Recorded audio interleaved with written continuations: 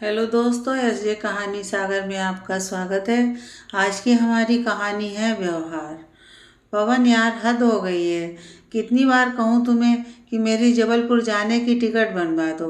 बड़ी मुश्किल से तो बच्चों को 8 दिन की छुट्टियाँ मिली हैं और तुम तो वह भी वेस्ट करवा दोगे। आखिर टिकट बनवा क्यों नहीं रहे हो तुम? नाराज होते हुए शिखा ने पति पवन से कहा। बनवा दूंगा टिकट, चिंता क्यों करती हो? चिंता कैसे ना करूं? पिछली बार भी जब बच्चों की 15 दिन की छुट्टियां थीं तो मैंने कहा था कि टिकट बनवा दो, लेकिन तुमने तब भी टाइम पर टिकट बनाई ही नहीं और बाद में सीटें कंफर्म नहीं हुई। अब दोनों बच्चों और सामान के साथ मैं वेटिंग की टिकट लेकर तो नहीं जा सकती ना। और देखना, अगर यही हाल रहा तो इस बार भी टिकट नहीं मिलने वाली हैं। पिछले बार की घटना याद करवाते हुए गुस्से से शिखा ने कहा। अरे भाई, तुम टिकट बनवाने में इतना नाटक क्यों कर रहे हो?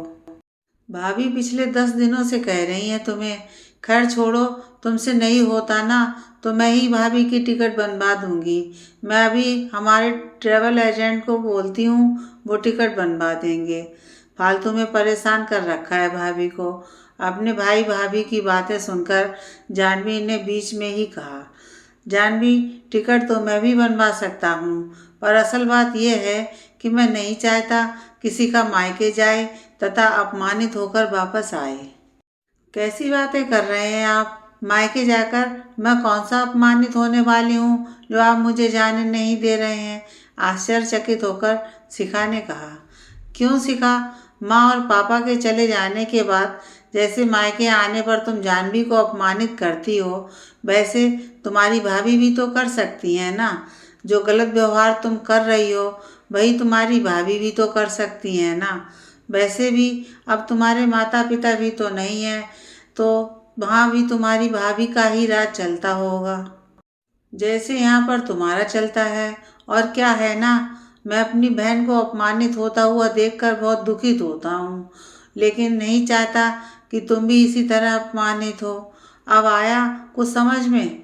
शिखा, एक बात अच्छी तरीके से समझ लो, जितना इस घर पर तुम्हारा और मेरा अधिकार है उतना ही जानवी का भी है। और रही बात उसके मायके में आने की, तो ये उसका मायका है और वह घर है जहाँ उसका बचपन बीता है, कॉलेज स्कूल के दिन बीते हैं और यहीं से उसकी डोली विदा हुई है। ये उसके माता पिता का घर है, उसका यहाँ आना और रहना लाजमी है और उसका हक भी है। इसीलिए मेहरबानी करके अब किसी भी तरीके का ताना मारने या उल जलूल बड़बड़ाने से पहले सोच लेना कि यही व्यवहार तुम्हारी भाभी तुम्हारे साथ भी करने वाली हैं, क्योंकि वक्त लौट कर ज़रूर आता है। जो आप करते हो वह आपके पास वापस आता है। तो जैसा व्यवहार कर रही हो ना, अगर तुम्हारे पास आएगा तो तुम्हें कितना बुरा लगेगा, ये ज़रूर सोच लेना। और रही बात तुम्हारी टिकट की, वह मैंने बनवा दी थी। इतना कहकर पवन छत पर चला गया और दोनों ननद भाभी वहीं खड़ी रह गईं। लेकिन अगले ही पल शिखा ने भीगी हुई पलकों के साथ कान पकड़कर जानवी से माफ़ी मांगी और उसे गले लगा लिया। हालांकि आज शब्दों का आदान प्रदान नहीं हुआ था, लेकिन बिन कहे भी आज दोनों ने एक दूसरे को बहुत कुछ कह दिया था।